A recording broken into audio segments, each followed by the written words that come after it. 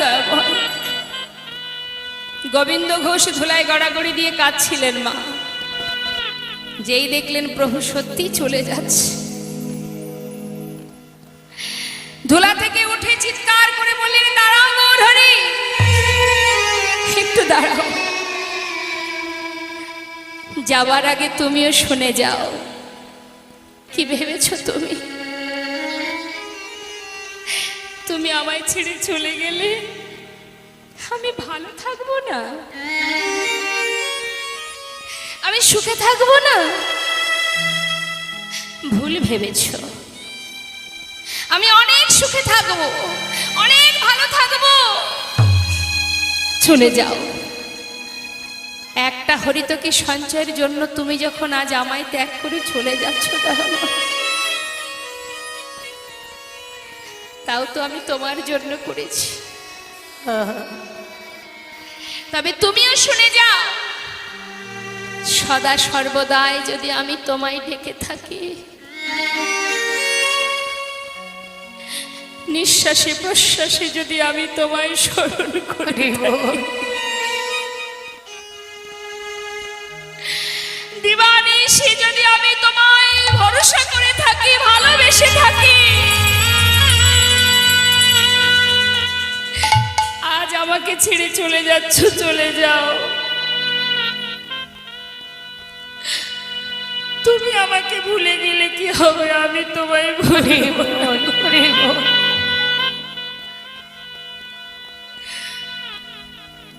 তোমাকে আবার ফিরে আসতে হবে। এই অগ্রদ্বীপের মাটিতে দাঁড়িয়ে আজ আমিও প্রতিজ্ঞা করলাম, যদি আমি তোমায় ভালোবেসে থাকি, তোমাকে আমার কাছে আবার ফিরে আসতে হবে। এক পক্ষকালের মধ্যে ফিরে আসতেই হবে তোমার। চলে যাও। কেন দাঁড়িয়ে আছো? চলে যাও। চাই না আমি তোমার সঙ্গী হতে, চলে যাও। চলে গেল মা। যে জন একবার প্রভুর কাছে থেকে তার সঙ্গ লাভ করেছে, সে কি আর এছাড় এই মায়ার সংসারে তার আর মন বসবে? গড়াগড়ি দিচ্ছে, অগ্রদ্বীপের মাটিতে গড়াগড়ি খাচ্ছে আর বলছে, প্রভু তুমি চলে গেলে দয়াময়, যা কিছু আমি তোমায় বলেছি সে তো শুধু আমার মুখের কথা।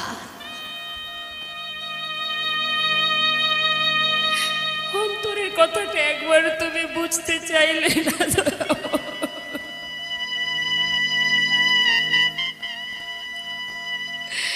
তুমি কি জানো না তোমায় ছেড়ে আমি কেমন ভালো থাকবো?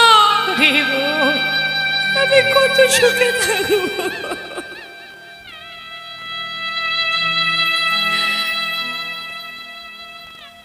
একবারও মনের কথা বুঝতে চাইলে না। জগতে যার কেউ নেই তার ভগবান আছে। আজ যদি সেই ভগবানই আমাকে ত্যাগ করে দেয়, কার জন্য আর জগতে বেঁচে থাকা? পাড়াপড়শি দেখছে, হায় হায়, এ তো আমাদের পাড়ার ছেলে, পথের মধ্যে গড়াগড়ি দিয়ে কাঁদছে। সবাই মিলে ধরাধরি করে তাকে তার ঘরে পৌঁছে দিয়েছে। মাগো, ঘরে যে তার আর মন বসছে না। 15 দিনে এক পক্ষ কাল, ভক্ত ছটফট করছে, প্রভুকে ছাড়া সে কি করে থাকবে? গৌরহরি ছাড়া জীবনে কাটবে কি করে? সে যে সর্বস্ব তার চরণে সঁপে দিয়েছে, আজ আর পারছে না। একদিন, 2 দিন, 3 দিন চলে যায়। ঘরের মধ্যে বসে বসে কাঁদে আর বলে, দয়াময়, দুটি নয়ন জলে ধুইয়ে দেব তোমার দুটি রাঙা চরণ, তুমি করিও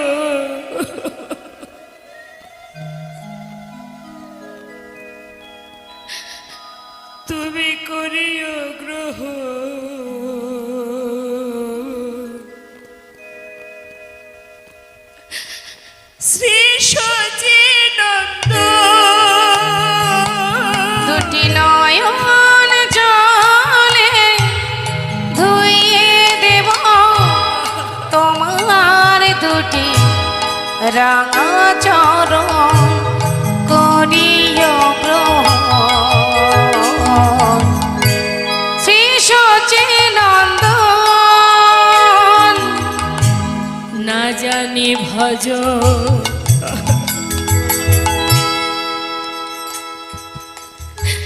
না জানি পুজো না জানি ভজ না জানি পুজো কোন গুণে পাবো ও রাঙা ঝোরো। না জানি ভজ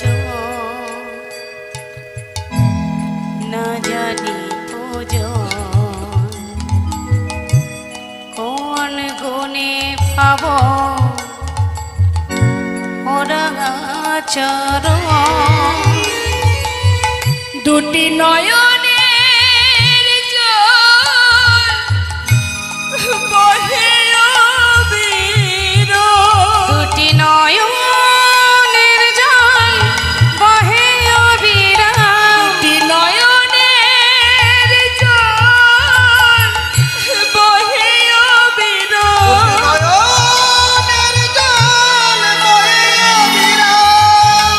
মানে না বারো শ্রী সচিনন্দন দুটি নয়ন জলে ধুইয়ে দেব তোমার দুটি রাঙা চরণ করিও গ্রহণ। শ্রী সচিনন্দন দুটি নয়ন জলে ধুইয়ে দেব তোমার দুটি রাঙা চরণ। একদিন দুদিন করতে করতে 15 দিনে এক পক্ষ কালমা, আর 14 দিন, আর পারছে না থাকতে। না না, আর বেঁচে থেকে লাভ কি? আমি যে আর পারছি না দয়াময়, আমি আর পারছি না। এবার আমার প্রাণ আমি বিসর্জন করে দেব।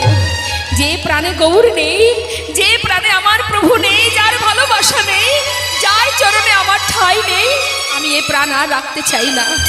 ছুটতে ছুটতে গঙ্গার ঘাটে প্রাণ বিসর্জন করবার জন্য ছুটছে, আর এদিকে ভক্তের ডাকে তো ভগবান সাড়া দেবেই বাবা। সে যে পরম দয়াল, তাকে পাওয়ার জন্য দুফোঁটা বাড়ি যথেষ্ট। ধন ঐশ্বর্য বিষয় তিনি কিছুই চান না, কারণ তিনি সরৈশ্বর্যপূর্ণ ভগবান, বিশ্ব ব্রহ্মাণ্ডের মালিক যিনি, তাকে কি আর ধন ঐশ্বর্য দিয়ে পাওয়া যায়?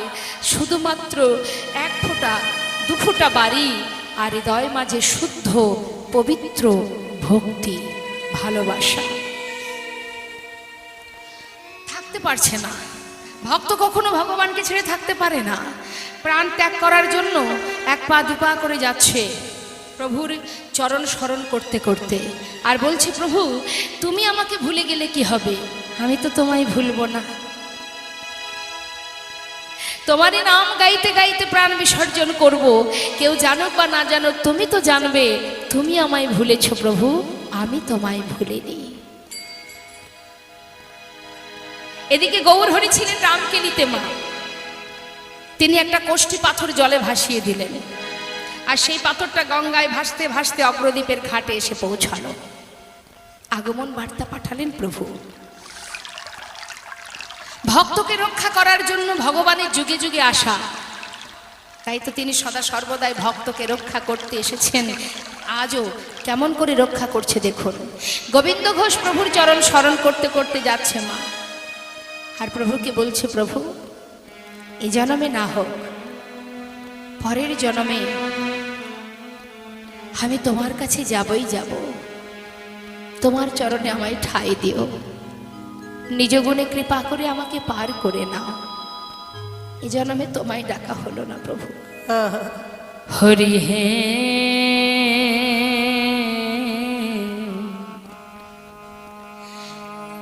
এটা শুধু গোবিন্দ ঘোষ নয় মা, এটা আমাদেরও ভাবা উচিত। হরি বলার বদন পেলাম, বলতে পারলাম না। দুটি নয়নে গঙ্গা যমুনা দিল, তার চরণে দুফোঁটা বাড়ি বরিশন করলাম না। বদন দিল, বাক শক্তি দিল, কিন্তু কৃষ্ণ নাম গাইলাম না। আজ গোবিন্দ ঘোষ কাছার বলছে,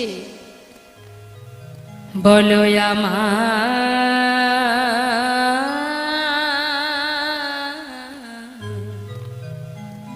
সেদিন কবে হবে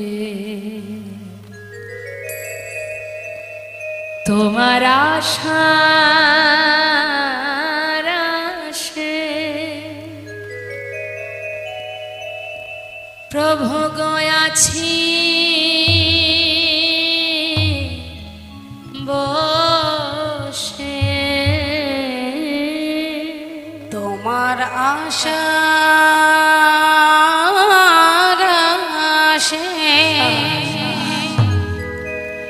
দয়াল আছি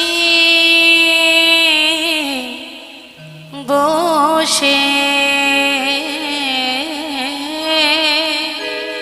বলো বলো কবে চরণ দেবে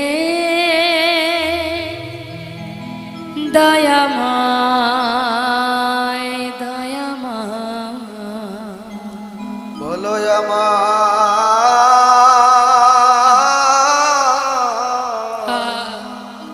সেই দিন কবে হবে? ও তোমার আশার আশে ও দয়াল আছি তাই গৌর হরিব বসে, ও তোমার আশার আশে ও দয়াল আছি বসে, কবে যুগল চরণ দেবে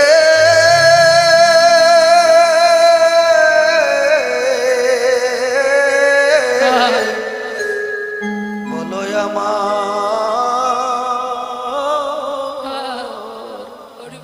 সেই দিন কবে হবে? ভবের মাঝে আসা যাওয়া তোমায় ডাকা হলো না, যা বলবো বলে এসেছিলাম, আমাদের বলা ভবের মাঝে আসা যাওয়া আমায় ডাকা হলো না,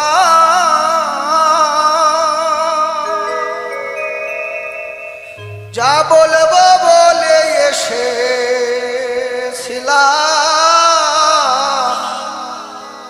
আমার বলা হলো না। তুমি পারে খর্তা শুনি বার্তা, তুমি পারে করতা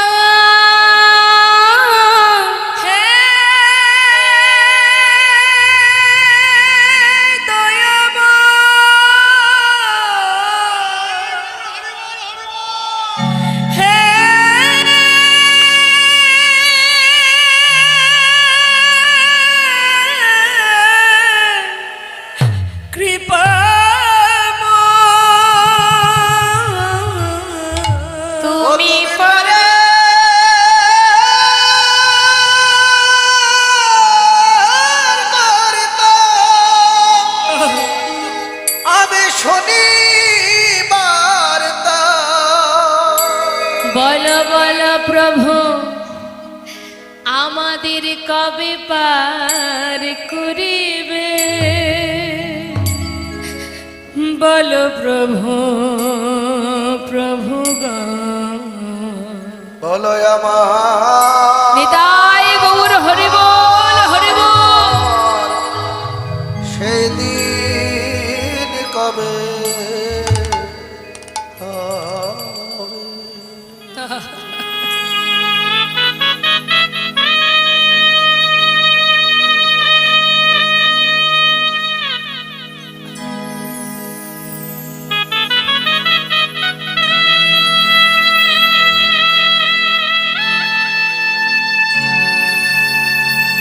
হরি বল।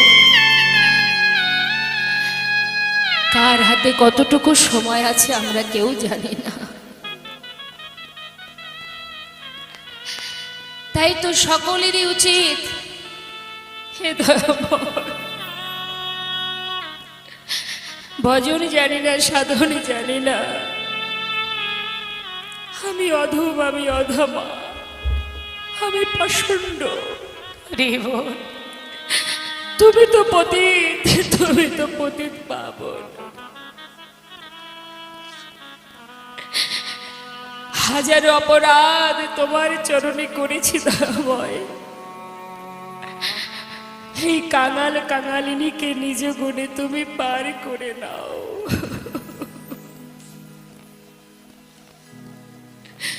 এই জন্মে তোমায় ডাকা হলো না দয়াময়।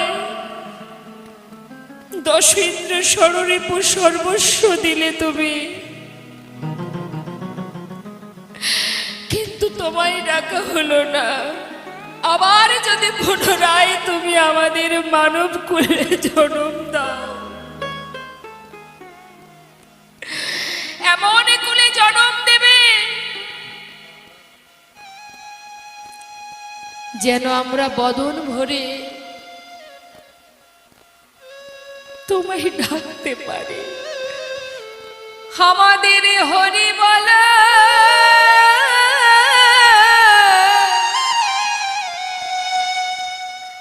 বদন দিও, আমাদের হরি বলার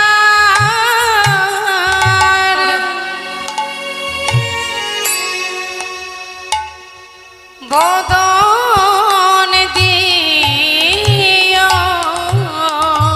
যেন প্রাণে ভরে হরি তাই গৌর হরি বল। হরি নামে গাইতে পারি,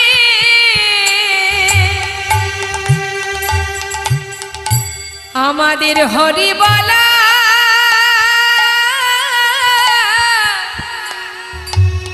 বদন দিও।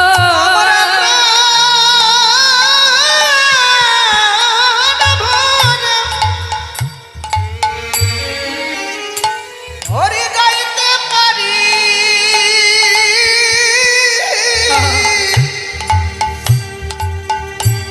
আমাদের হরি বলা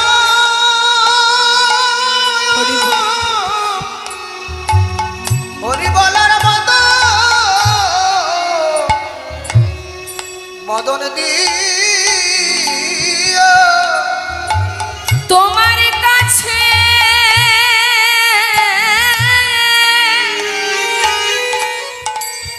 আমি জানাই রাখি, প্রভু আর কিছু চাই না আমি। তোমার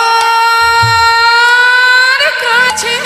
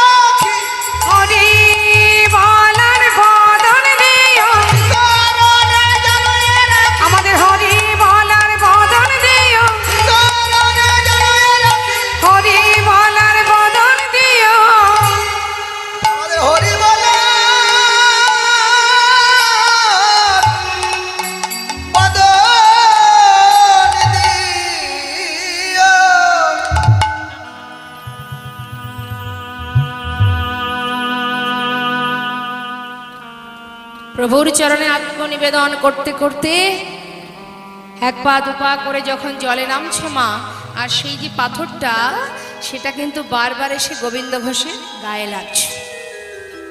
ভাবছে হয়তো কোনো মরা পোড়ানো কাঠ জলে ভেসে এসেছে, বারবার সেটাকে দূরে সরিয়ে দিচ্ছে, আর যতবার দূরে সরিয়ে দিচ্ছে ততবার এসে গায়ে লাগছে।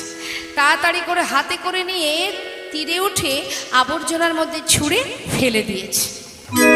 আর যেই না ছুঁড়ে ফেলে দিয়েছে, হঠাৎ দৈববাণী হলো, গোবিন্দ কে? ঘরে ফিরে যাও, নিজেকে বিসর্জন করো না। কে তুমি? আমি তোমায় দেখতে পাচ্ছি না কেন? আমার সামনে এসো, কেউ কথা বলছো তুমি? ফিরে যাও গোবিন্দ, ঘরে ফিরে যাও। আর হলো না মরা। দৈববাণী শুনে ফিরে গেল নিজ ঘরে।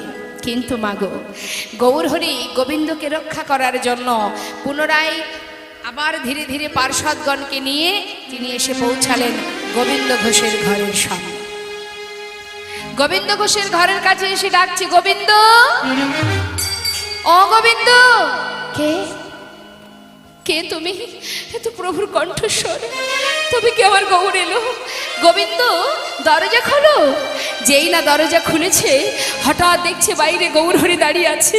ছুটে গিয়ে চরণটা জড়িয়ে ধরেছে, দয়াময়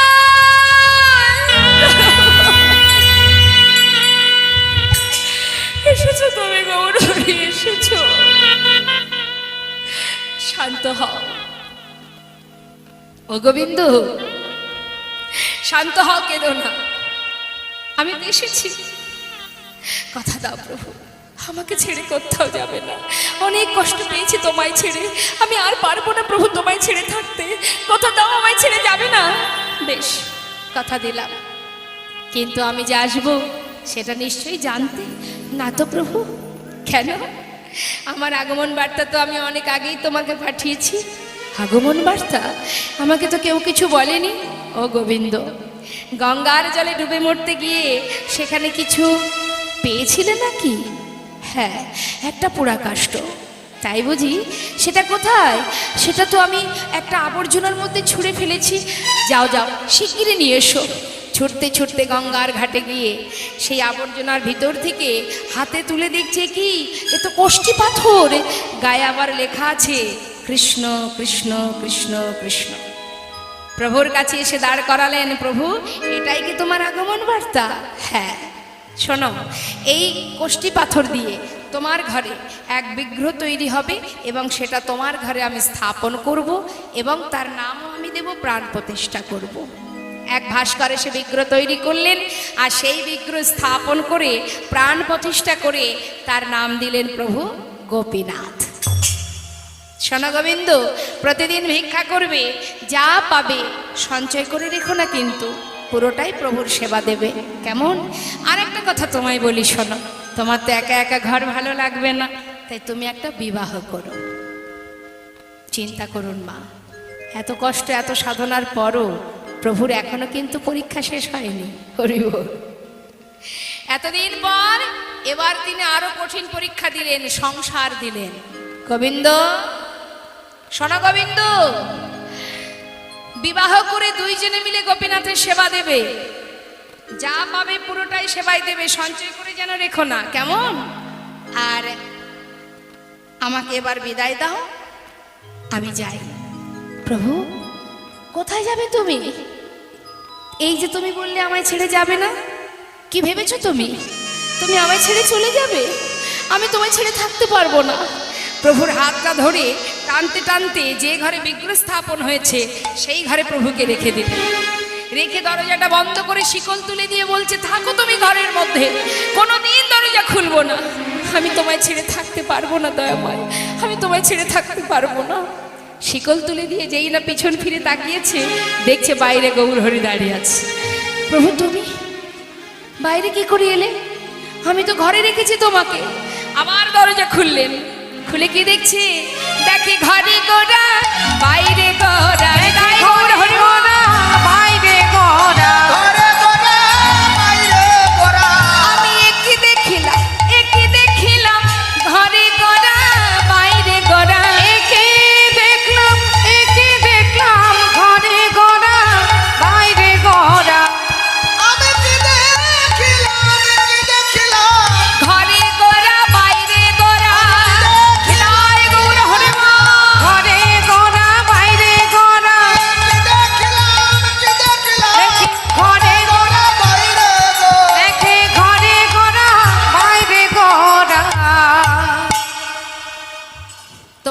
বিশ্বাস হলো না গোবিন্দ, আমি তোমায় ছেড়ে যাচ্ছি না, এটা তুমি বিশ্বাস করলে না তো?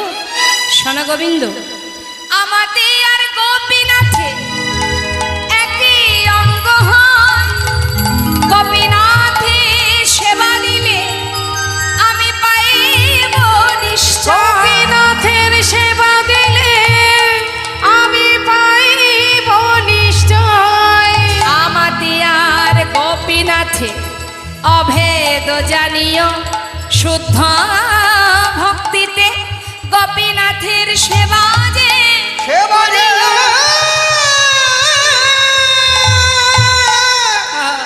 করি হরি বল হরি বল। শোনো, গোপীনাথের দেহ আমার দেহ একই দেহ, তাকে সেবা দিলে সে সেবা আমি পাবো। এবার আমাকে বিদায় দাও। কোথায় যাবে প্রভু তুমি? তুমি কি জানো না গোবিন্দ, আমার মনে কি ইচ্ছা? আমার মন মানে না, আমি যাব বৃন্দাবনে। আমার মন মানে না, যাব বৃন্দাবনে। আমার মন মানে না, যাব বৃন্দাবনে। আমার মন মানে না, যাব বৃন্দাবনে। আমার মন মানে না, যাব বৃন্দাবনে। আহা নয়ন ভরে, নয়ন ভরে, নয়ন ভরে হেরব সদা। নয়ন ভরে হেরব সদায়, মদন মোহনে মন মানে না, হরি বল যাব বৃন্দাবনে। আমার মন মানে না, যাব বৃন্দাবনে। আমার মন মানে না, যাব বৃন্দাবনে। আমার মন মানে না, যাব বৃন্দাবনে। আর গোবিন্দ ঘোষকে বলে গেল, তুমি বিবাহ করবে এবং যা ভিক্ষা করবে পুরোটা সেবায় দেবে। গোবিন্দ ঘোষ প্রতিদিন ভিক্ষা করে যা পায়, দিনে 4 বার সেবা দেয়, মাসে কথা নয়।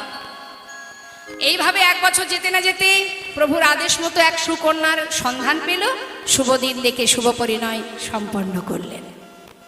বিবাহ হলো, স্ত্রীকে কাছে পেল। যেদিন ঘরে এলো স্ত্রী, তার পরের দিন থেকে ভগবানের সেবা 4 বারের জায়গায় 1 বার কমে গেল। 1 বছর যেতে না যেতেই তার একটি সন্তান হলো, পুত্র সন্তান। ছেলের নাম রাখলেন বিগ্রহ। নাম কি তার? গোপীনাথের নামে নাম রাখলেন। এটা আমার পুত্র গোপীনাথ, আর এ হচ্ছে আমার বিগ্রহ গোপীনাথ। ভগবানের নামে নাম রেখেছে। এখন আর রাখে নাকি? হরি বল। এখন বাবা, এখনকার নাম হয়েছে দেখবেন, শুনবেন ওই যে কি যেন নাম, কি নাম?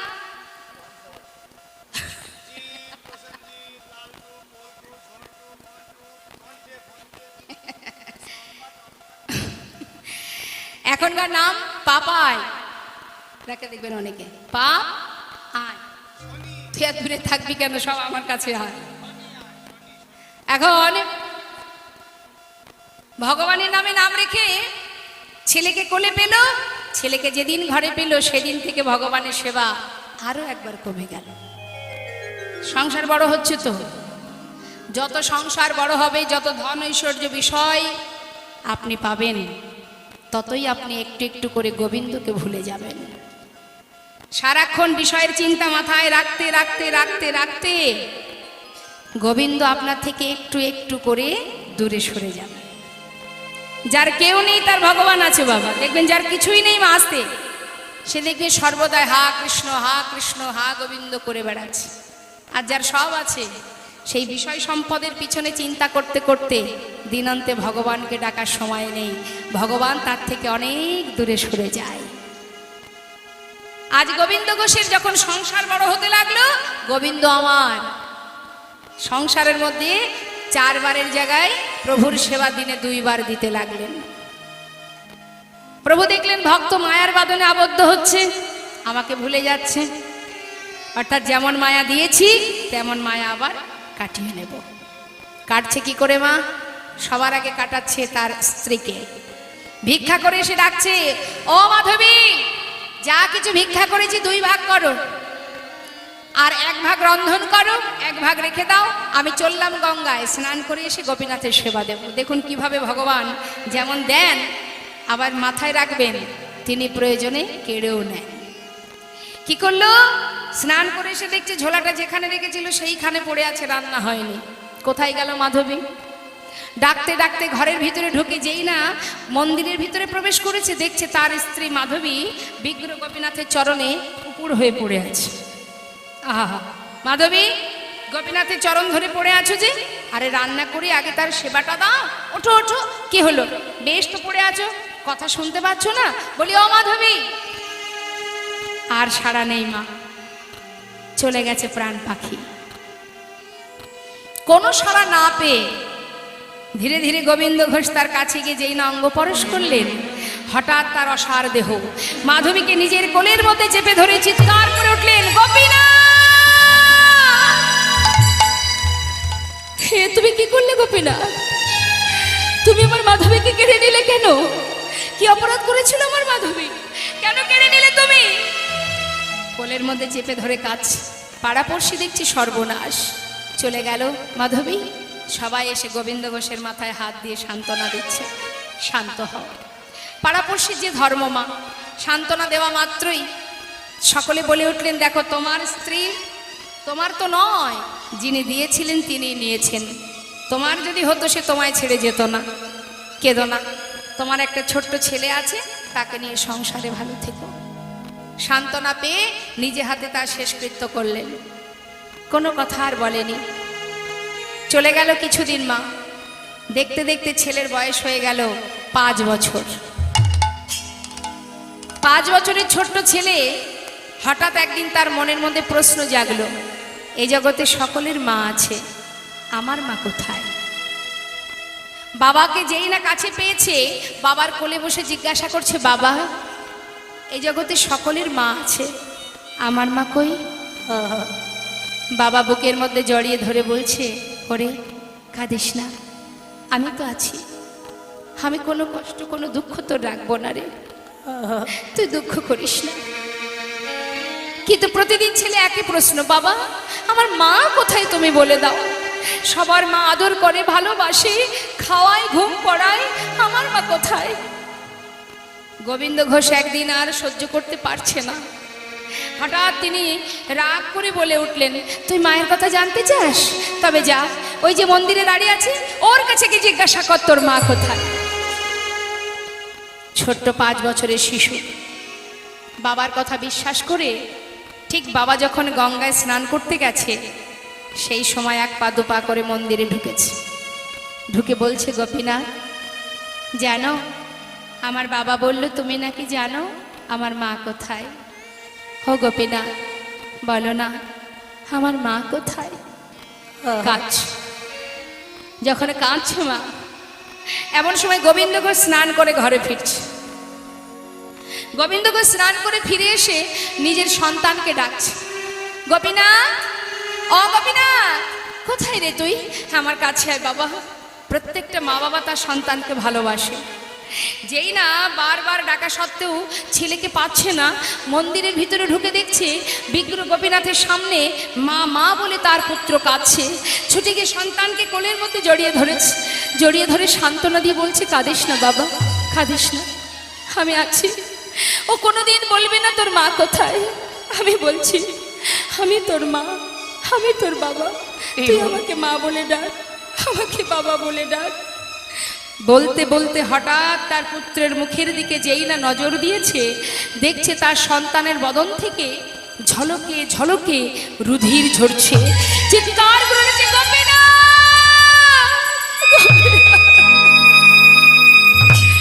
কেড়ে নিও না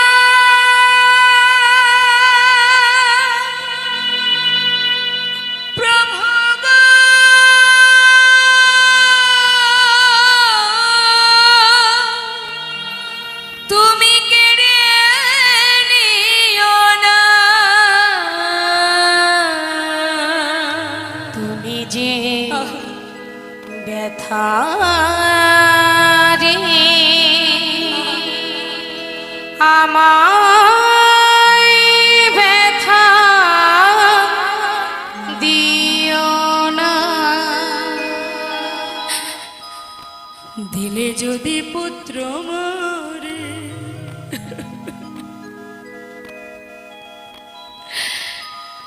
বলো কেড়ে কেন নিতে চাও? পারি না সহিতে প্রভু, বলো কেন এত দুঃখ দাও? দিলে যদি পুত্র তবে কেড়ে কেন নিতে চাও? পারি না সহিতে প্রভু গো, কেন এত দুঃখ দাও? যে বিষম বেদনা সহিতে পারি না, যে বিষম বেদনা আমি আর সহিতে পারি না। প্রভু গো, সহিতে পারি না।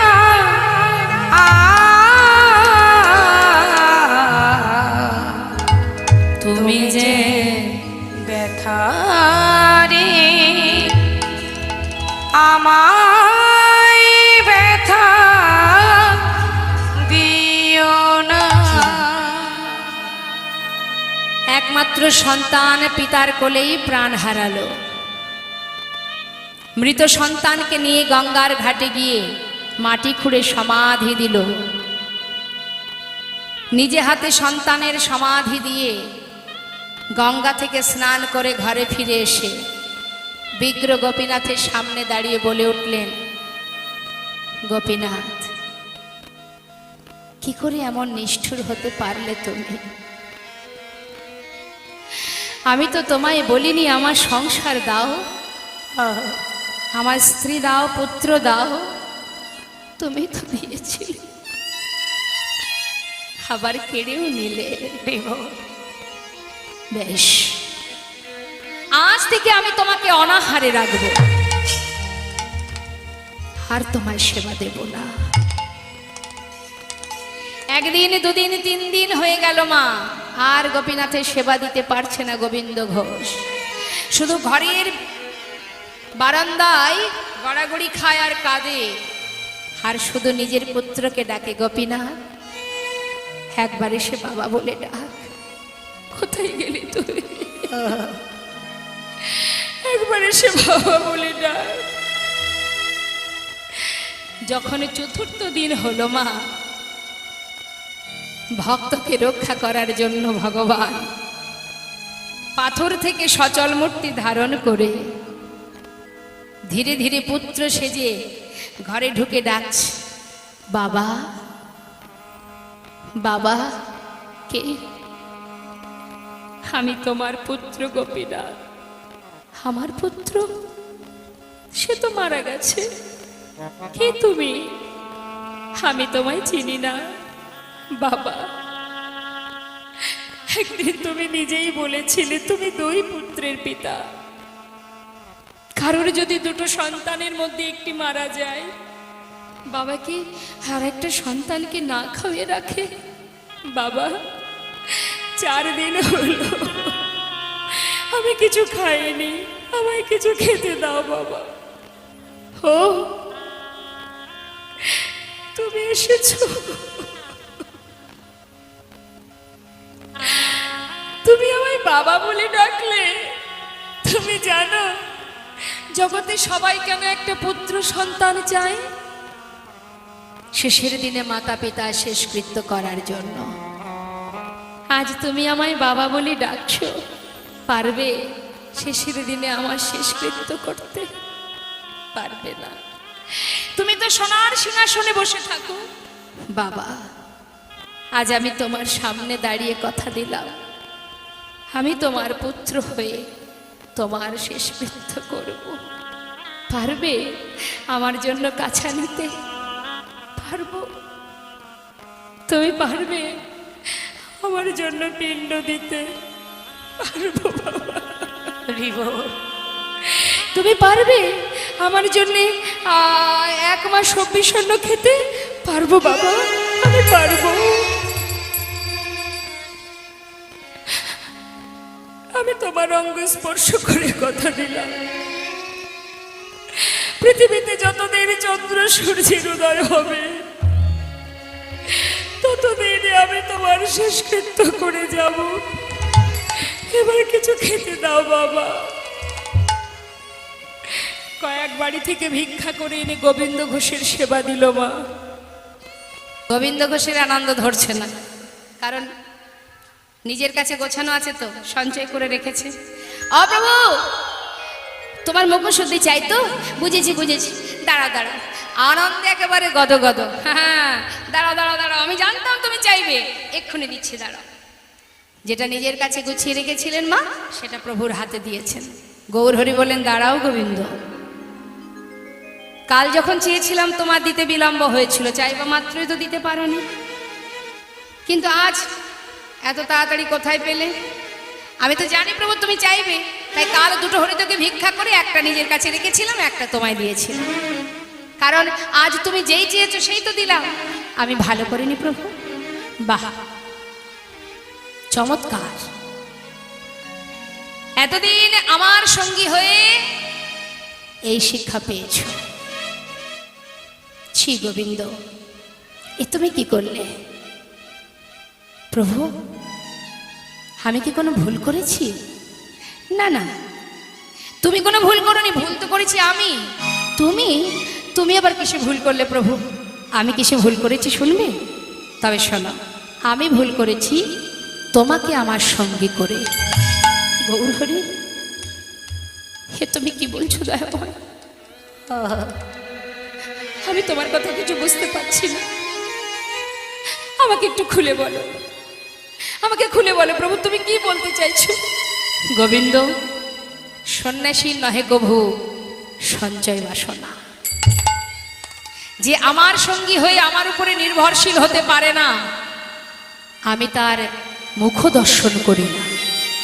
শোনো গোবিন্দ, তুমি সব ত্যাগ করেছো, কিন্তু সঞ্চয় বাসনা তোমার মন থেকে এখনো যায়নি। তুমি সঞ্চয়ী, আর যারা সঞ্চয় বৃত্তি মানুষ হয়, আমি তাদের মুখ দর্শন করি না। দয়াময়, আমি মানছি আমি ভুল করেছি, আমি সঞ্চয় করেছি, কিন্তু গৌরহরি, আমি তো আমার জন্য করিনি, আমি তো সঞ্চয় করেছি তোমার জন্য। এতে যদি আমার অপরাধ হয়, তুমি আমাকে মারো, তোমার যা মনে চাই তুমি তাই বলো, তুমি আমায় ফেলে চলে যেও না দয়াময়, আমি তোমায় ছেড়ে থাকতে পারবো না গৌরহরি। গৌরহরি কোনো কথাই শুনছে না মা। ভক্তগণ, আমার মনে হয় গোবিন্দের মুখদর্শন করা আমার আর উচিত নয়, তাই আজই এই অগ্রদীপ ছেড়ে আমরা এই মুহূর্তে এখান থেকে চলে যাব। না না প্রভু, আমি তোমায় যেতে দেব না। ছুটে গিয়ে চরণটা জড়িয়ে ধরেছে বুকের মধ্যে। প্রভু, না না, তুমি চলে গেলে আমি কি নিয়ে থাকবো? তুমি পতি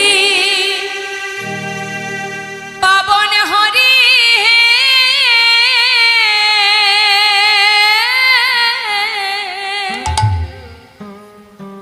তুমি যেও না চলে, কৃপা করে দয়াল হরি,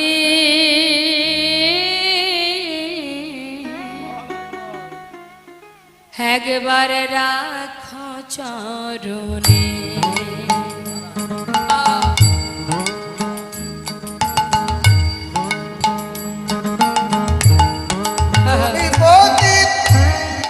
পবন হরি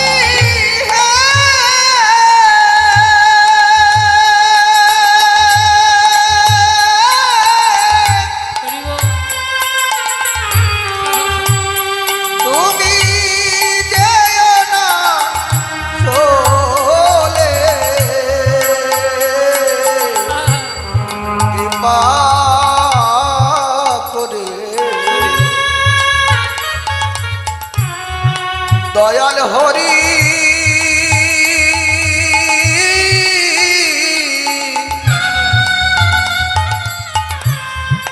তুমি রাখো চরণে। শুনেছি তুমি নাকি দয়াল শিরোমণি দয়া শুনেছি তুমি নাকি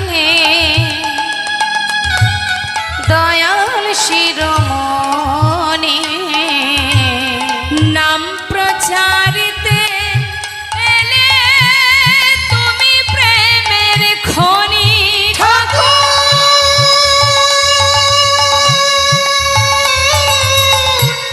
তুমি প্রেমের খনি।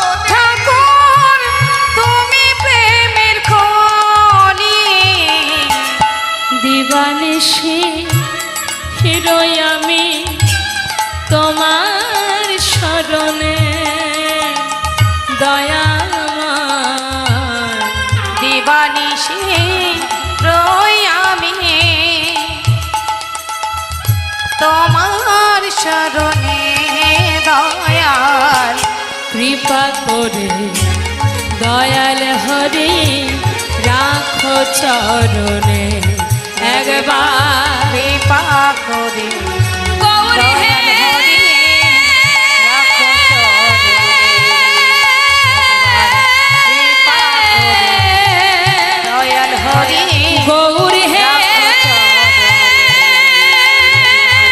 কৃপা করে দয়াল হরি রাখো চরণে। গৌর হে গৌর হে গৌর হে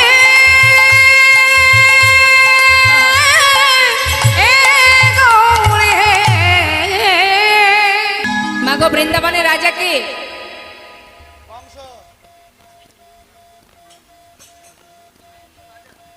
তাই বলি অনেক অনেক জায়গায় আছে, অনেকে বলতে পারে না, এক একজন এক এক রকমের কথা বলে। কেউ বলে নন্দ মহারাজ, কেউ বলে কৃষ্ণ। কিন্তু এটা আমাদের গর্ববোধ হচ্ছে যে আপনারা সবাই জানেন যে বৃন্দাবনের রাজা রাধারানী। হরি বল হরি বল। বৃন্দাবনের রাজা তাহলে রাধারানী, তাই তো? তা আমরা সবাই মিলে একবার রাজার জয় দেবো। হ্যাঁ, প্রত্যেকে দেখি হাত তুলে। ওই দেখি কার কার হাত আছে দেখি। বা সবারই আছে হাত। এদিকে চেয়ারে বসে থাকলে হবে না, হাতটা তুলতে হবে। ভাবছে চেয়ারে বসে আছি, হাত কেন তুলবো? তাই না? অনেকে দেখবেন ভাবে চেয়ারে বসলে আর হাত তোলা যায়, সম্মানের ব্যাপার। কিন্তু আচ্ছা হাতটা নামান। হাত তোলার মহিমাটা একটু বলি। দুটি হাত তোলা মানে ভগবানের চরণে নিজেকে সমর্পণ করা, আত্মনিবেদন। দুটো হাত তোলা আর দুটি বাহু তুলে হাতে তালি দেওয়া। তাতে কি হবে? তোমার ভিতরে যে অহংকার আছে সেটা দূরীভূত হবে। অনেকে দেখবেন আছে যারা ওই জোরে জোরে হাতে তালি দিয়ে, মানে হাত তুলে হাতে তালি দিতে একটু লজ্জা বোধ করে। কেন বলুন তো? মনে করুন তার একটু টাকা পয়সা আছে, এখন সে এসেছে হরিবাসরে কীর্তন শুনতে। কীর্তন শুনতে এসেছে, হরি বল। দেখুন ভগবানের দরজায় সকলের সমান অধিকার, তাই তো বাবা? আজ এখানে যারা বসে আছেন, এখানে যিনি জন্মজুরি খাটেন, যার 500 টাকা রোজগার, সেও এখানে বসে আছে। আবার যে দেখা গেল 50-70 হাজার টাকা মাসে রোজগার করছে, সেও কিন্তু একই আসনে বসে আছে। এখানে সকলের সমান অধিকার। তা অনেকে আছে হরিবাসরে আসে, বসে থাকে। যখন কীর্তনিয়া বা ভাগবত পাঠ যিনি করেন, তিনি যখন বলেন সবাই মিলে একটু হাতে তালি দিয়ে নাম করো, সে কিন্তু হাত তুলতে পারে না। কি জন্য পারে না? অর্থের অহংকারে, ধন ঐশ্বর্যের অহংকার। অহংকার শুধুমাত্র যে টাকা পয়সায় হয় তা নয়, রূপেরও অহংকার হয়। আমার দেখতে সুন্দর, কিন্তু তোমার যত সুন্দরী রূপ হোক না কেন, সে তো চিরকালের জন্য নয়, যুগ যুগ ধরে থাকবে না, তাই না? তাহলে অহংকার কিসের? কিসের এত অহংকার? দেখুন, এবার যখন হাতে তালি দেয় ঠিক এইভাবে অনেকে দেয়, দেখবেন হাত তুলে দিতে পারে না, সম্মানে লেগে যায়। আবার তার বাড়ির বাচ্চার যদি জন্মদিন হয়, যখন বেলুন সাজাবে, ঝাড়বাতি সাজাবে, মোমবাতি ওখানে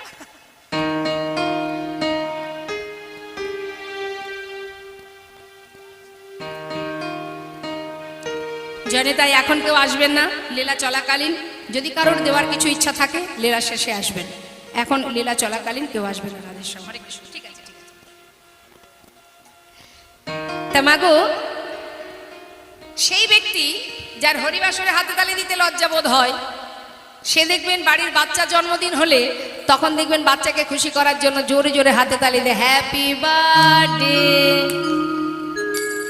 করে তো। কিন্তু যখন হরিনাম শুনতে আসবে তখন তাদের লজ্জা বোধ হবে, হাতে তুলে হাতে তালি দেব, লোকে বলবে কি, তাই না? কিন্তু একটা কথা জেনে রাখবেন, যার কর্ম তাকেই করতে হয়। লোকের কথা চিন্তা করলে বিপদ, কে কি বলবে। আপনার চিন্তা যদি, লক্ষ্য যদি সঠিক থাকে, আপনার উদ্দেশ্য যদি সঠিক থাকে, তাহলে ভগবান আপনার সহায় হবে। দেখবেন আমরা ঘুম থেকে উঠে বিছানায় বসে বসে আমাদের মাথার মধ্যে 50টা চিন্তা ঢুকে যায়, কি গো মা, তাই তো? আজকে দিনে কি কি করব না করব, মাথার মধ্যে 50টা চিন্তা ঢুকে যায়। এবার মনে করুন আজকের কথাই বলছি, আজ সকালবেলা এখানে যারা আছেন, এখানে তো এই কজন নয়, আরো অনেকে এখানে বাস করেন, সবাই কি এসেছে হরিবাসরে? আসেনি। আস্তে বাবা, আস্তে কথা না। তা ঘুম থেকে উঠে চিন্তা করছে। এবার 50টার মধ্যে আমি দুটো তিনটের কথা আপনাদের বলছি। একটা চিন্তা, তাই তো আজ অমুক বন্ধুর বাড়িতে পার্টি আছে, নিমন্ত্রণ করেছিল, সন্ধ্যাবেলা যেতে হবে, এই সুযোগটা হাতছাড়া করব কি করে। আবার শুনছি অমুকের বাড়িতে কীর্তন, কোন দিকে যায়? মাথার মধ্যে চিন্তা, ওই যে বন্ধুর বাড়িতে পার্টি আছে, বেশ খাওয়া দাওয়া আনন্দ মজা হবে, এটাই কিন্তু তার মাথায় চিন্তা। অনেকে আছে চিন্তা করছে, তাই তো সিরিয়ালটা এমন একটা জায়গায় আছে, আজকে সিরিয়াল দেখেন তো, একই সন্ধ্যাবেলায় আজ এখানে কীর্তন, আবার সে চিন্তা করছে সিরিয়ালটা এমন একটা জায়গায় আছে, আজ যদি না দেখি জনমটাই মাটি হয়ে যাবে। তাহলে যার চিন্তা সিরিয়াল দেখা সে সিরিয়াল দেখবে, আর যার চিন্তা পার্টি করার সে পার্টির কাছে যাবে। আর যার অনেকের চিন্তা আছে আজ অমুকের বাড়িতে কীর্তন হবে, সাধুগুরু বৈষ্ণব আসবে, হরিনাম কৃষ্ণ নাম হবে, যাই আজই সুযোগ আমার, এই সুযোগটাই একবার কৃষ্ণ নাম শুনে আসি। অনেকের চিন্তা থাকে সন্ধ্যাবেলা একটু ভগবানের সামনে বসে ভাগবত পাঠ করব, একটু করতাল বাজিয়ে হরিনাম করব। অর্থাৎ তোমার লক্ষ্য যদি সঠিক হয়, অর্থাৎ তোমার লক্ষ্য যদি সিরিয়ালে থাকে, তাহলে সিরিয়ালের থেকে তুমি একটা লাভ পাবে, কি করে 3টে বিয়ে করতে পারবে সে রাস্তা খুঁজে পাবে। আর যদি পার্টি অফিসে যাওয়া হয়, তাহলে পার্টিতে গেলে কি হবে, পরের দিনের আবার চিন্তা, এই ভাই আজ তোর বাড়ি হয়েছে, এই কাল কিন্তু তোর বাড়ি হবে, এই চললো কিন্তু মা। আর যেজন তার লক্ষ্য যদি হরিবাসরে আসার, কৃষ্ণ নাম শোনার ইচ্ছা থাকে, এখানে আসবে। কৃষ্ণ নাম শুনতে শুনতে তার হৃদয় মাঝে যখন কৃষ্ণ প্রেমের প্রতি ভক্তি রুচি তৈরি হবে, সে আবারও খুঁজবে কোথায় কৃষ্ণ নাম হবে, আমি সেখানে আবার যাব। নিতাই গৌর হরি বল। তাই লক্ষ্য যদি আমাদের সঠিক থাকে, তাহলে তোমাকে যে চিন্তাটাকে তুমি প্রাধান্য দেবে, অর্থাৎ তুমি যে চিন্তাকে সহায়তা করবে, সে কিন্তু তাড়াতাড়ি শক্তিশালী হয়ে উঠবে। অর্থাৎ তোমার চিন্তা যদি কৃষ্ণ নাম শোনার ইচ্ছা হয়, গোবিন্দ তোমার সহায় হবে, সেই চিন্তা কিন্তু শক্তিশালী হবে। তাই আমাদের চিন্তাটাকে সঠিক করতে হবে, সৎ পথে চলতে হবে, সৎসঙ্গ করতে হবে। আজ আমার প্রভু যাচ্ছেন বৃন্দাবনে, তা আসুন আমরা সবাই মিলে দুবাহ তুলে সব কিছু ভুলে গিয়ে ইহ জগতের লোভ লালসা ছেড়ে কিছুক্ষণের জন্য আত্মা আর পরমাত্মার মিলন ঘটিয়ে প্রাণ ভরে দুটি বাহু তুলে একবার আমরা রাধা নাম গাইব। দেখি হাত তুলে প্রত্যেকে, তুলেছেন তো? বাবা খুব সুন্দর। এবার সবাই মিলে জোরে জোরে হাতে তালি দিয়ে বৃন্দাবন ধাম অপার जपे जा राधे राधे।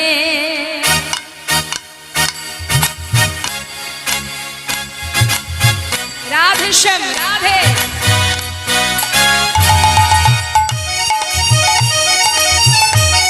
राधे राधे।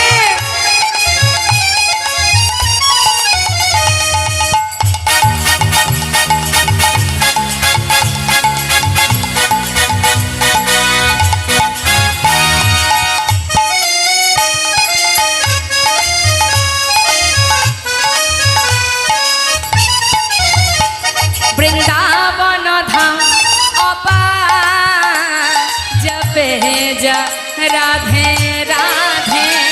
वृंदावन धाम अपार जपे जा राधे राधे। भजे जा राधे राधे जपे जा राधे राधे। भजे जा राधे राधे जपे जा राधे राधे। राधे अलबेली सरकार जपे जा राधे राधे। राधे अलबेली सरकार जपे जा राधे राधे।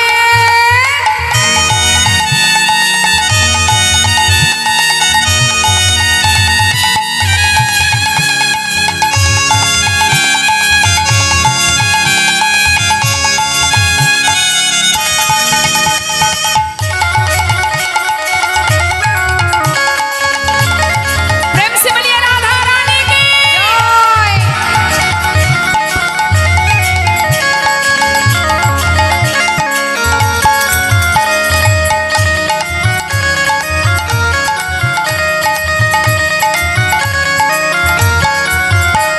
जो राधा राधा गावे वो प्रेम पदरथा पावे।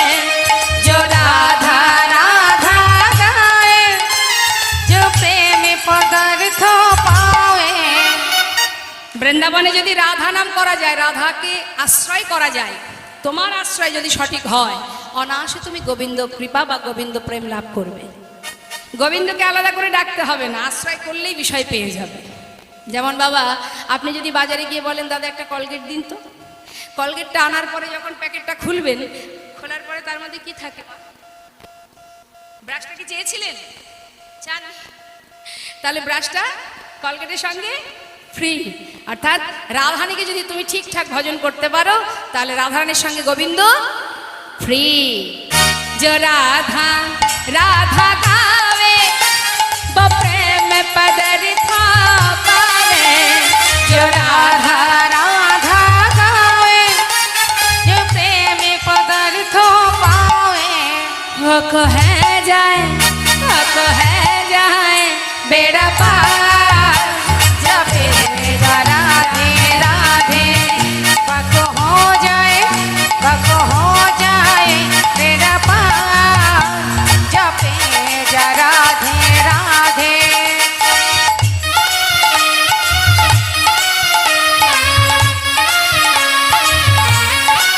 राधे।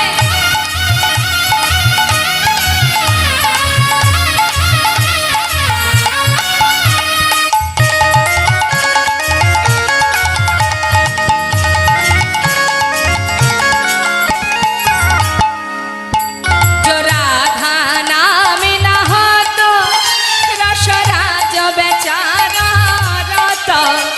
जो राधा नाम न हो तो रसराज विचारो रोतो। नहीं हो तो कृष्ण अवतार जपे जा राधे राधे। नहीं हो तो राधे। कृष्ण अवतार जपे जा राधे राधे। वृंदावन धाम अपार राधे राधे राधे। भजे जा राधे राधे जपे जा राधे राधे। राधे श्याम চলে গেল আমার গৌর হরি বৃন্দাবনের পথে। আহা, দুটো হরিতকে ভিক্ষা করে আর দেরি করছে না, এবার ছুটতে ছুটতে ফিরে আসছে। কিছুটা পথ এসেছে মা, একবারে ছুটে ছুটে গেছে, আবার ফিরছে তো আর পারছে না, হাঁপিয়ে উঠেছে, হাঁপাচ্ছে। ভাবছি একটু বিশ্রাম করি, তারপরে না হয় আবার যাব। এই ভেবে বাবা গাছের গোড়ায় বসে বিশ্রাম করছে। হঠাৎ মাথায় ঢুকে গেল, তাই তো আজকে প্রভু যেমন চাইলেন, কাল যদি আবার কোথাও গিয়ে বলে মুখশুদ্ধি দাও, তার থেকে একটা কাজ করি। প্রভু তো আর জানছে না আমি কি করে কি করছি। দুটো হরিতকে প্রভুকে দিয়ে কাজ নেই, একটা আমার কাছে থাক। সে তো আর জানছে না আমি কি করছি, বারবার শুধু একটা কথাই বলছে, সে তো আর জানছে না, থাক একটা আমার কাছে থাক। এটা আমরাও ভাবি, সে কথা আমি আগেই বলেছি। মানুষের চোখের ফাঁকি দেওয়া যায়, তার চোখের ফাঁকি দেওয়া যাবে না। তার চোখের ফাঁকি কেউ দিতে পারবে না। তার একটা ছোট্ট প্রমাণ তাহলে একটু বলি, শুনুন। এক বাবা কারখানায় মালিক উপরের তলায় বসে বসে কাজ করছে, আর কর্মচারীরা নিচের তলায়। হঠাৎ এক কর্মচারী বিশেষ প্রয়োজনে মালিকের কাছে যাচ্ছে। হ্যাঁ, এখন উপরের তলায় মালিক বসে আছে, আর কর্মচারী যাচ্ছে মালিকের কাছে সেটা জানবার জন্য। আর মালিক কার সাথে কথা বলছে ফোনে, বলতে বলতে বিশেষ কারণবশত তার মাথাটা গরম হয়ে আছে। এখন সেই মুহূর্তে যখনই সেই কর্মচারী তার সামনে এসে দাঁড়িয়েছে এবং সে তার কথা যখনই মালিককে বলেছে, মালিকের মাথা ঠিক ছিল না, সে রাগের বসে একটা মালিক কর্মচারীকে চড় বসিয়ে দিয়ে। মালিক দেখছে আমি কাজের জন্য এসেছিলাম, শুধু শুধু আমাকে কর্মচারী ভাবছে মারলো কেন, কি অপরাধ করলাম আমি, উনি আমাকে মারলেন কেন, এইখানে আমি আর কাজ করব না। রাগ করে সব ফেলে বাড়ি ফিরেছে। যেই না বাড়ি ফিরেছে মা, এবং তার স্ত্রী ঘরে ছিল, সে জিজ্ঞাসা করছে কি ব্যাপার, কি গো এত সকাল সকাল ফিরে এলে যে, কাজে যাওনি, কোথায় ছিলে? এখন তারও তো মাথা গরম, সেও কি করেছে, রাগে রাগে তার বোর গালে একটা ঝড় বসিয়ে দিয়েছে। এখন বউ যেই বউকে মেরেছে, বউ চিন্তা করছে আমি তো শুধুমাত্র জিজ্ঞাসা করলাম যে তুমি কোথায় ছিলে, তুমি এত তাড়াতাড়ি ফিরে এলে কেন, আমি তো কোনো অন্যায় করিনি, শুধু শুধু তুমি আমায় মারলে কেন, আমি থাকবোই না তোমার সংসারে। আর তারও রাগ হয়ে গেছে। যেই না রাগ হয়ে গেছে, সে এবার কি করেছে, সব কিছু গুছিয়ে গাছিয়ে বাপের বাড়ি যাবে। যখন গোছাচ্ছে এমন সময় তার বড় ছেলে ডাকছে, মা ভর দুপুরে যাচ্ছ কোথায়, আমার খিদে পেয়েছে, খেতে দাও। যেই বলেছে খেতে দাও, রাগে মা সহ্য করতে না পেরে একটা ছেলেকে চড় বসিয়ে বলছে তোর বাবার কাছে যা। যেই না ছেলেকে মেরেছে, বলছে আমি তো খেতে চাইলাম, মা আমাকে মারলো, দেখুন মারটা কোথা থেকে আসছে, আমাকে কেন মা মারল, আমি তো খেতে চেয়েছি, ঠিক আছে আমি বাড়িতেই খাবো না। এই বলে এবার ছেলে ছুটতে ছুটতে নেমে রাস্তায় উঠছে, এমন সময় তার ছোট ভাই নিচে দাঁড়িয়েছিল। ছোট ভাই বলছে আয় দাদা, যাচ্ছিস কোথায়, আমাকে একটু নিয়ে চল না। দাদারও তো মাথা গরম, মা মেরেছে, সে কি করেছে, ভাইকে একটা চড়। আর ভাই কি করবে, সে তো দাদাকে মারতে পারছে না। সে ছোট ভাই কি করেছে, রাগ হয়ে গেছে দাদা মেরেছে, এবার তাড়াতাড়ি করে দেখছে পাশে একটা কুকুর শুয়ে আছে, একটা লাঠি জোগাড় করে কুকুরের পিঠে দিয়েছে, এক ঘা কষে দিয়েছে। আর যেই না মেরেছে, সঙ্গে সঙ্গে কুকুরটা চিৎকার করতে করতে রাস্তায় উঠে একজনকে দিয়েছে কামড়িয়ে। কাকে কামড়িয়েছে জানেন, সেই কারখানার মালিক। হরি বল, হরি বল। তাই গৌর হরি বল, হরি বল। মারটা কোথা থেকে এলো মা, একটা চড়ের ফল কি হতে পারে এবার সে বুঝবে, তাই তো, ঠিক তদ্রূপ। তাই তুমিও জেনে রাখো, তার চোখের ফাঁকি কেউ দিতে পারে না। আজ গোবিন্দ ঘোষ যে অপরাধ করলেন, একটা হরিতকে সঞ্চয় করে রাখলেন, যার সঙ্গী হয়ে নির্ভরশীল হতে পারল না, তিনি এবার কেমন করে তাকে সাজা দেবে দেখুন। তাড়াতাড়ি করে এসে প্রভুর হাতে একটা হরিতকি দিলেন। প্রভু কিন্তু সবই জানেন, কিছুই বললেন না মা। কিছুক্ষণ বিশ্রাম করার পর গৌরহরি বললেন, ভক্ত তাহলে আর দেরি কেন, চলো এবার যাত্রা করি, সময় নষ্ট না করি, চলো আবার যাত্রা করি। সমস্ত ভক্তগণকে সঙ্গে করে নিয়ে এবার মনের আনন্দে যাচ্ছে গৌরহরি, ভক্তগণকে সাথে করে নিয়ে যাচ্ছে। তা যখন যাচ্ছে ভক্তগণকে বলছে, ভক্ত সবাই মিলে কৃষ্ণ নাম করো, একবার কৃষ্ণ নাম করো, প্রভু তুমি করো। পশ্চাতে ভক্তগণ যাচ্ছে আর কি বলছে, হরি চরণ সারি করেছি, হরি হরি বলবো তাই।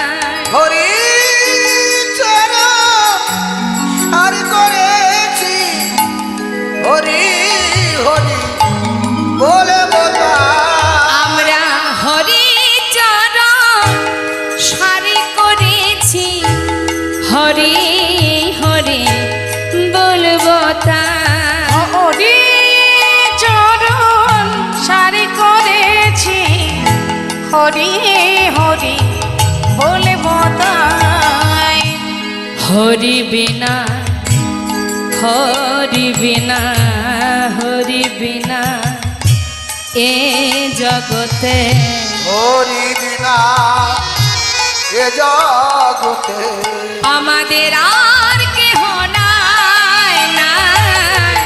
হরি হরি চরণ সারি করেছি, হরি হরি বলে বতাই। হরি চরণ সারি করেছি, হরি হরি বলে বলাই। হরি চরণ সারি করেছি, হরি হরি বলে বতাই। সত্য কথা, হরি বিনা এ জগতে আর কেহ নয়, তিনি ছাড়া আমাদের আর কেহ নাই। হা হা হা। যখনই প্রভু আমার ভক্তগণকে নিয়ে পথ ধরে যাচ্ছেন, পরের দিন এসে পৌঁছালেন কোথায়, পর দিবসেতে প্রভু অগ্রদ্বীপে আইলা। আরে বড় দিবসেতে প্রভু অগ্রদ্বীপে আইলা। গোবিন্দ, ও গোবিন্দ, এটা কোথায়? আচ্ছা, প্রভু তো জানেন গোবিন্দ ঘোষের ঘর কোথায়, অগ্রদ্বীপে। সেখানে প্রভু এলেন, এসে বলছেন, গোবিন্দ অগ্রদ্বীপে চলে এলাম। বাবা বাবা, শোনো আর কোথাও যাব না, হ্যাঁ এখানে সেবার ব্যবস্থা করো।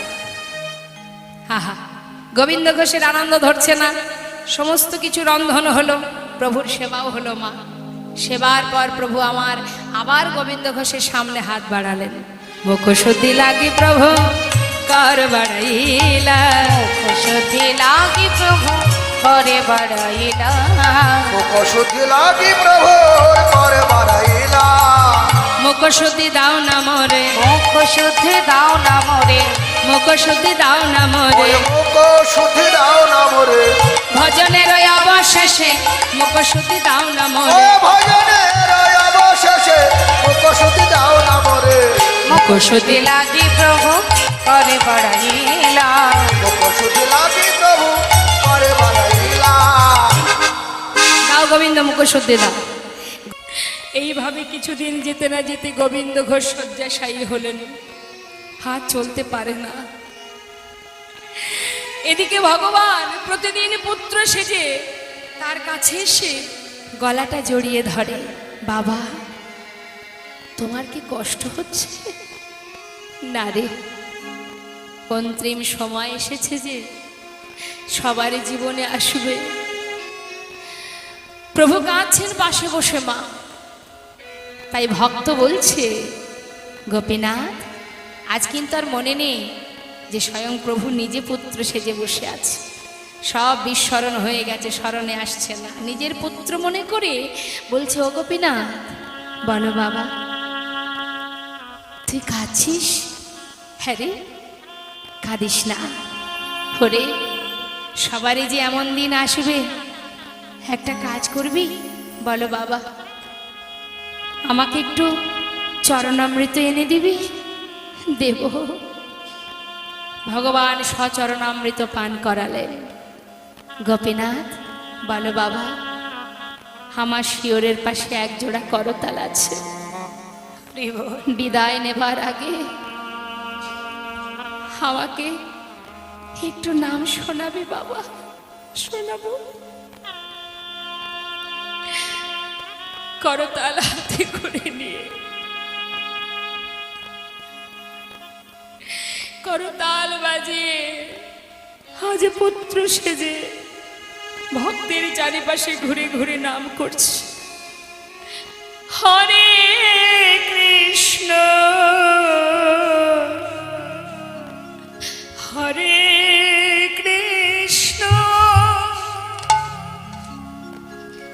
কৃষ্ণ কৃষ্ণ হরে হরে হরে রাম হরে রাম রাম রাম হরে হরে হরে কৃষ্ণ হরে কৃষ্ণ কৃষ্ণ কৃষ্ণ হরে হরে হরে রাম হরে রাম রাম রাম হরে হরে হরে কৃষ্ণ কৃষ্ণ কৃষ্ণ হরে হরে হরে রাম রাম রাম হরে হরে হরে কৃষ্ণ হরে কৃষ্ণ কৃষ্ণ জয় গৌর হরি বল হরি বল। হরে রাম হরে রাম রাম রাম হরে হরে হরে কৃষ্ণ কৃষ্ণ কৃষ্ণ হরে হরে হরে রাম হরে রাম রাম রাম হরে হরে চলে গেল। নাম শুনতে শুনতে প্রাণ পাখি উড়ে গেল। কেউ জানতে পারলো না, স্বয়ং প্রভু নিজে পুত্র সেজে সমস্ত অগ্রদীপবাসীকে ডেকে বললেন, তোমরা কে আছো শিগগিরই এসো, আমার পিতা শেষকৃত্য করতে হবে। জানতে পেরে সবাই এসে গোবিন্দ ঘোষের ঘরেই তার সমাধি দিল। কিন্তু মা, মন্দিরের পূজা কি বন্ধ থাকে? দ্বিতীয় এক পূজারীকে প্রভু স্বপ্ন দেখালেন, পূজারী আমার মন্দিরে প্রবেশ করে আমার রাজবেশ খুলে দিয়ে আমাকে কাছা পরিয়ে দাও। কেন প্রভু?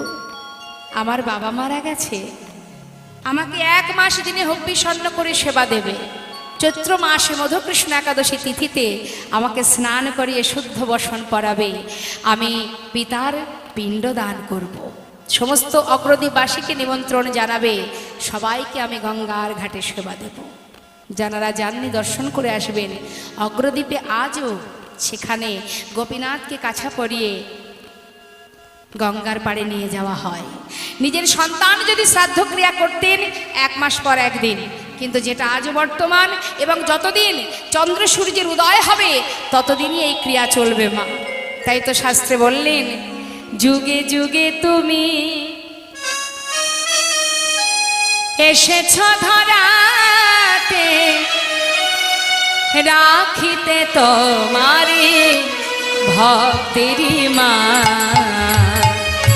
যুগে যুগে তুমি এসেছ ধারাতে, রাখিতে তোমারি ভক্তের নাম।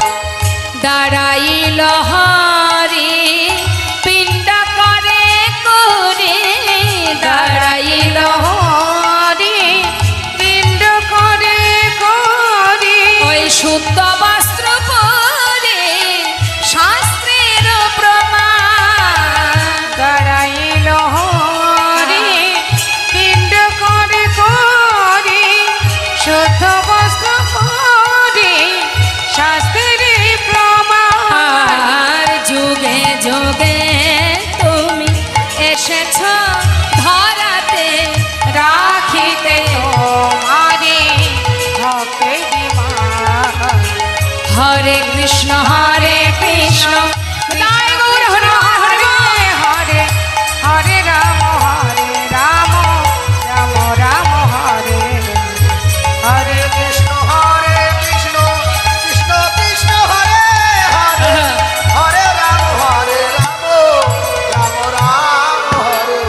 জনিত জয় গৌর।